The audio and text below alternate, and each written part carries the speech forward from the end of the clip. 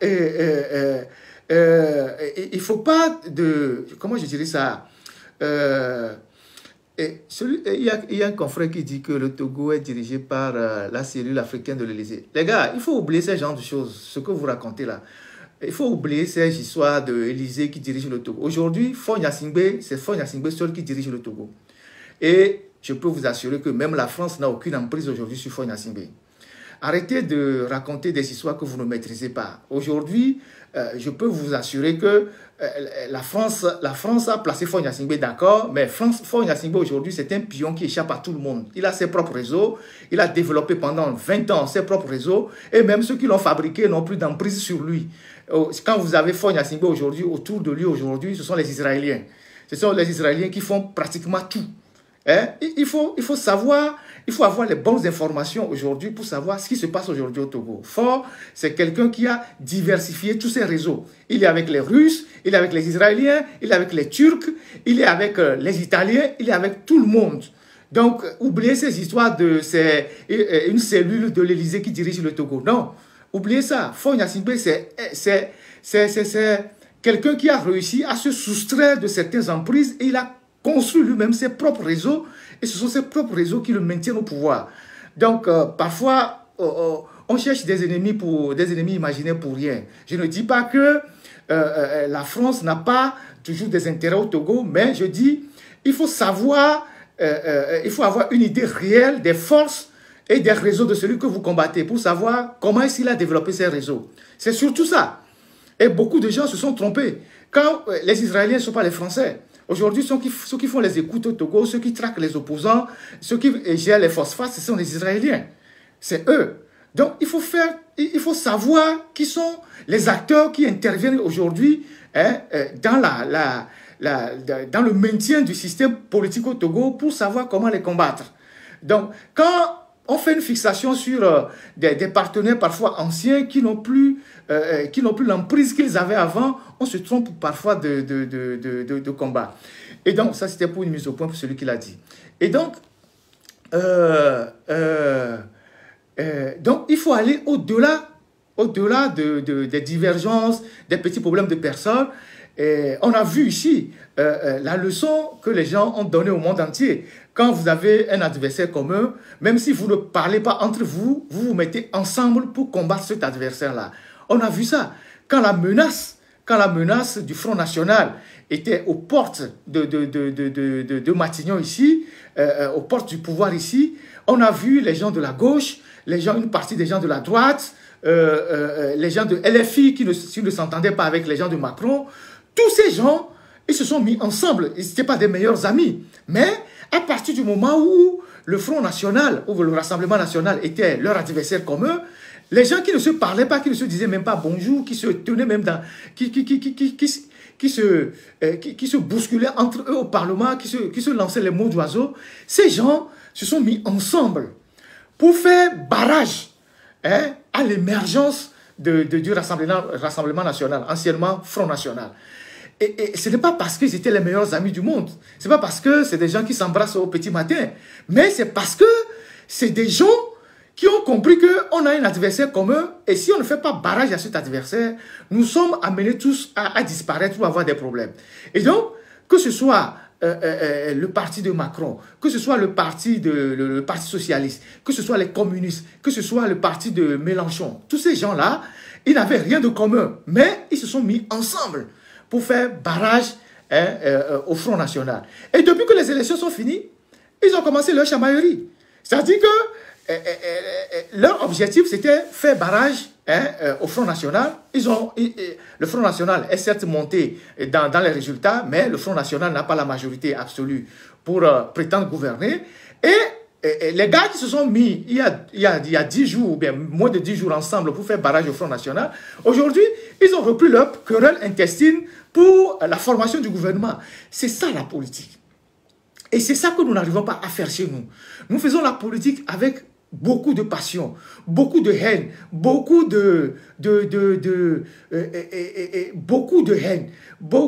d'émotions. Quand Dieu a mal parlé de moi un jour, je ne lui parlerai plus jamais. Kofi a fait ceci contre moi, nous sommes de l'opposition, mais je ne lui adresserai jamais la parole. Quand vous faites ça, vous faites le jeu du pouvoir, forcément. Parce que si vous avez les mêmes objectifs, vous devez, quel que soit ce qui se passe, vous entendre sur l'essentiel. En Côte d'Ivoire, par exemple, on a vu comment les alliances se sont faites et défaites pendant des décennies en Côte d'Ivoire. Mais Gbagbo était dans une alliance avec Ouattara contre Bédié. Gbagbo avait formé, je pense que c'était le Front républicain ou quoi, avec Ouattara contre Bédié. Après, quand Bédié est tombé, Ouattara s'est mis avec Bédié contre Gbagbo.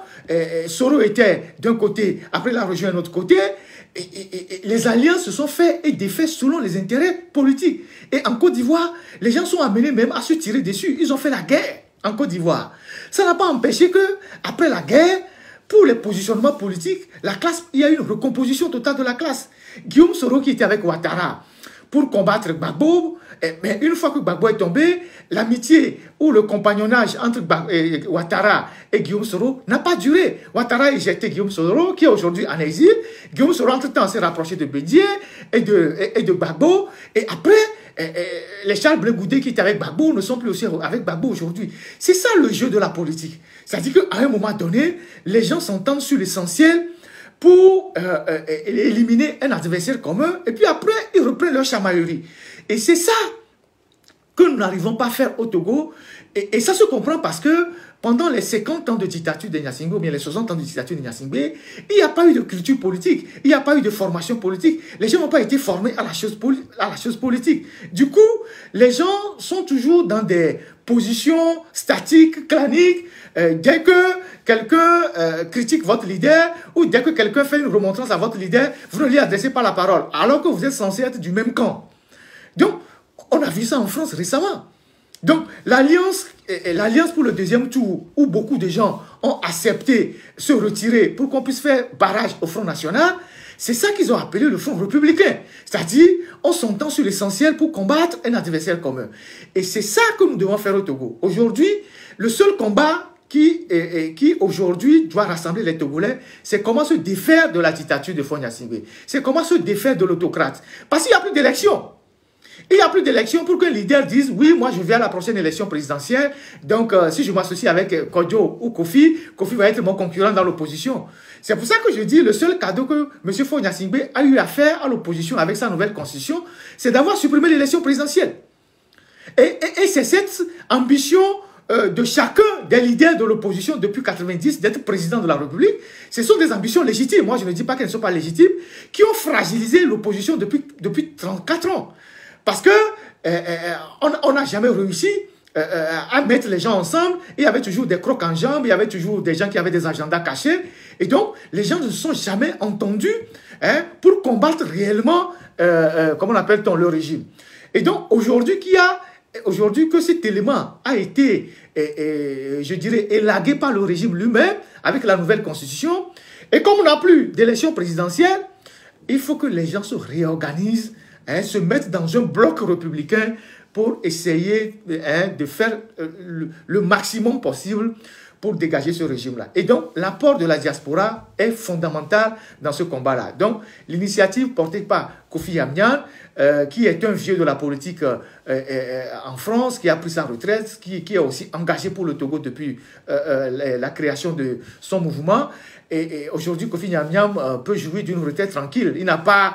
il peut dire, bon, le Togo, bon, je m'en tape, je reste dans ma Bretagne tranquillement. De temps en temps, je peux envoyer quelques soutiens à mes frères à Bassa, ils vont s'en sortir. Mais les gens sont attachés à leur terre d'origine. Donc aujourd'hui, à son âge, il est obligé de revenir sur le champ de la bataille pour son pays. Idem pour Jean Sylvanus Olympio, qui est un homme d'affaires assez prospère, qui a réussi dans ses affaires, et qui peut dire, bon, moi j'ai quitté le Togo très jeune, on a tué mon oncle et tout ça, je m'en fous, je peux ne pas m'engager. Et voilà, aujourd'hui, il revient parce qu'il a quelque chose du Togo en lui. Idem pour François Bokor, qui fait ses 20 ans en exil, qui est un consultant international, qui fait ses activités un peu partout, il peut se dire, bon, ce que je gagne avec mes consultations sur le plan international, je peux m'en sortir. Je n'ai pas envie de prendre des risques. Et c'est la même chose pour tous les Togolais. Les Togolais de la diaspora, des gens que je ne peux pas citer, des anonymes, tous ceux qui s'engagent dans cette lutte-là, les gens ont un minimum de confort. Mais leur pays passe avant tout. Donc, nous devons encourager ces gens d'initiative et nous devons faire en sorte que les divergences, les problèmes de personnes soient minimisés pour essayer de mettre en mouvement des forces assez puissantes pour pouvoir bousculer ce régime-là. Si on ne fait rien, parce que la tête de Kodjo, de Komla ne me plaît pas, Faure restera encore 40 ans au pouvoir. Tant qu'il aura la vie, il restera au pouvoir. Et on va mourir un à un. Et je ne pense pas que nous allons continuer par être bêtes en évoluant chacun dans son coin pour mourir un à un, pour qu'on envoie peut-être pour ceux qui ont les moyens leur cercueil au pays, les enterrer dans l'anonymat, ceux qui n'ont pas les moyens, on les enterre à l'extérieur, et puis bon, la vie continue. Non, on ne va pas être aussi bête que ça. Donc, il faut vraiment qu'on tire les leçons de toutes les erreurs du passé, qu'on se réorganise. L'essentiel, c'est que des initiatives soient pilotées par des gens sérieux et qu'on retourne à l'assaut parce que chacun doit rentrer chez lui. Un seul individu et son clan ne peuvent pas empêcher des millions de Togolais de rentrer dans leur pays tranquillement, de ressortir comme ils veulent. Donc, on ne peut pas laisser le Togo dans cet état à Faure Gnassingbé et à ses amis. Donc, je voulais vraiment faire un clin d'œil à cette initiative qui a été lancée par ce communiqué ces jours-ci et appeler plusieurs Togolais à rallier cette initiative-là. À rallier cette initiative et après à voir qu'est-ce qu'ils peuvent faire ensemble pour pouvoir avancer. Si les gens ne font rien, on dira oui, les gens sont là, ils ne prennent aucune initiative, ils ne font rien. Ou bien les gens sont à l'extérieur, ils ont une petite vie de confort, ils ne font rien. Ils ne font rien pour le pays. Mais les gens prennent des initiatives, il faut les encourager. Il faut les encourager. Et on ne dit pas à tout le monde de se mettre, de s'inviter dans la politique. La politique politicienne, il faut la laisser au rompu de la politique. Après, il faut que les Togolais s'intéressent à leur pays. Aujourd'hui, si rien ne change au Togo, vous ne pouvez pas rentrer. Vous ne pouvez pas investir aujourd'hui au Togo. Vous ne pouvez rien faire aujourd'hui au Togo qui puisse prospérer pour vous. Vous ne pouvez rien faire. Donc, tant que le régime ne va pas changer, on restera là.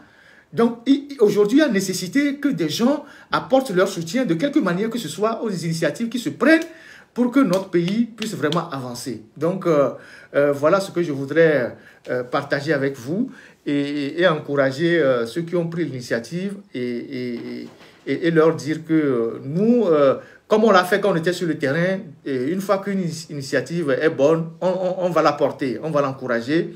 Et voilà, les individualités, les égos, les problèmes de personnes, ça nous importe peu. Des gens, moi je suis important, personne n'est important dans la vie, personne n'est indispensable. Vous pouvez dormir aujourd'hui et ne pas vous réveiller demain. Donc ce que vous pouvez faire aujourd'hui de positif, il faut le faire pour votre pays. Et puis avoir beaucoup d'humilité. D'humilité, voilà, d'avoir beaucoup d'humilité, savoir qu'on a besoin de tout le monde. On a besoin de tout le monde et qu'en politique, que ce soit la popularité ou je ne sais pas quoi, l'estime, la crédibilité, parfois c'est pour un temps. Si le moment où vous l'avez, si vous ne l'exploitez pas à bon escient, vous allez la perdre. Parce que les peuples perdent vite patience. Donc c'est ça. Et donc, moi, je pense que cette initiative de nos grands frères est encouragée. Et je le répète aujourd'hui, ceux qui ont intérêt aujourd'hui à se défaire de ce régime, c'est d'abord les gens de la diaspora. C'est d'abord les gens de la diaspora, parce que c'est eux qui ont toutes les difficultés à rentrer dans leur pays. C'est eux qui doivent s'organiser pour se défaire du régime. Et c'est le plus important. Donc, voilà ce que je voulais dire sur ce sujet. Alors,